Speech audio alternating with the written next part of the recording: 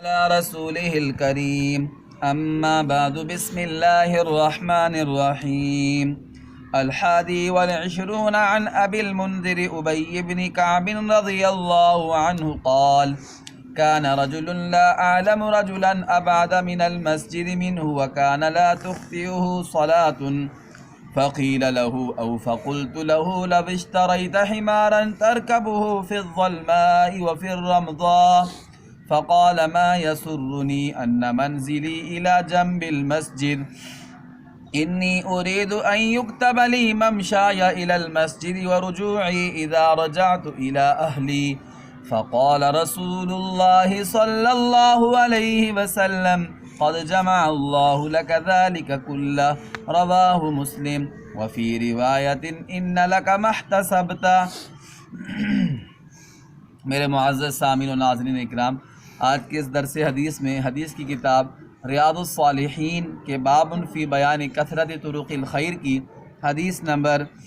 21 آپ کے سامنے ابھی پڑھنے کی سعادت حاصل ہوئی ہے۔ یہ حدیث پاک صحابی رسول حضرت ابی المنذر ابی بن کعب رضی اللہ تعالی عنہ سے روایت ہے۔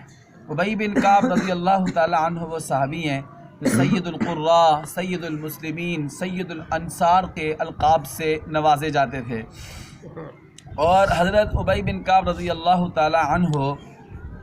حضور صلی اللہ علیہ وسلم کے ساتھ غزوہ بدر سے لے کر غزوہ طائف تک پیارے نبی صلی اللہ علیہ وسلم کے ساتھ رہے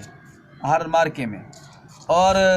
حضرت عثمان غنی رضی اللہ تعالی عنہ کے دور میں، حضرت ابوبکر صدیق رضی اللہ تعالی عنہ کے دور میں جب قرآن پاک جمع ہو رہا تھا تو حضرت ابوبکر صدیق رضی اللہ تعالی عنہ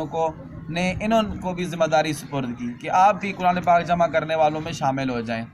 حضرت عثمان غنی رضی اللہ تعالی عنہ کے دور میں ان کا انتقال ہوا، اور حضرت عثمان غنی رضی اللہ تعالی عنہ نے خود ان کی نماز جنازہ پڑھائی، اور حضور صلی اللہ علیہ وسلم کے ساتھ کو اتنا عشق تھا اور اتنی محبت تھی کہ اس کے بارے میں آتا ہے کہ پیارے نبی صلی اللہ علیہ وسلم جس ستون کے ساتھ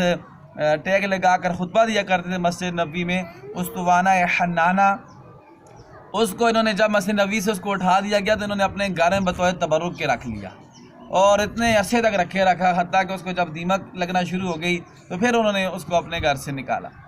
اتنا یعنی حضور صلی اللہ علیہ وسلم کے اس ستون سے جس سے حضور ٹیک لگاتے تھے اس کو بھی اپنے گھر میں سنبھال کے رکھا۔ تو یہ روایت کرتے ہیں ابی بن کعب رضی اللہ تعالی عنہ فرماتے ہیں کہ کان رجل لا اعلم رجلا ابعد من المسجد منه، کہتے ہیں کہ میں ایک ایسے شخص کو جانتا ہوں کہ میرے علم کے مطابق اس بندے کا گھر مسجد سے سب سے زیادہ دور ہے،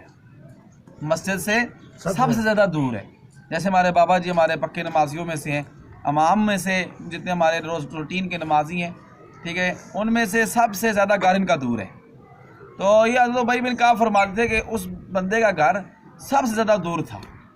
لیکن بندہ ایسا پکا نمازی تھا کہ کان لا تخطئہ صلاۃ، کوئی ایک نماز بھی اس کی خطا نہیں ہوتی تھی،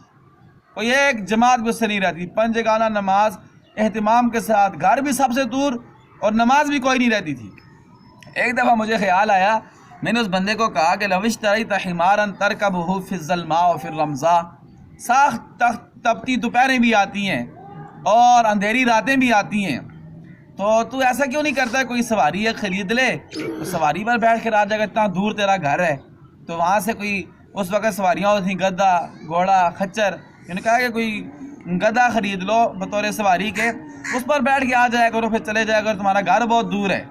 تو اس بندے نے پتہ کیا جواب دیا ہے؟ اس بندے نے جواب یہ دیا ہے ما یسرنی ان منزلی الی جنب المسجد، اس نے کہا مجھے یہ بات پسند نہیں ہے کہ میرا گھر مسجد کے بالکل ساتھ ہو، قریب ہو، مجھے یہی پسند ہے کہ میرا گھر دور سے ہو، دور ہو، اور میں روز وہاں سے چل کر آؤں نماز کے لیے اور واپس اپنے گھر جاؤں۔ کہتے ہیں انی ارید ان یکتب لی ممشایا الی المسجد ورجوعی اذا رجعت الی اہلی،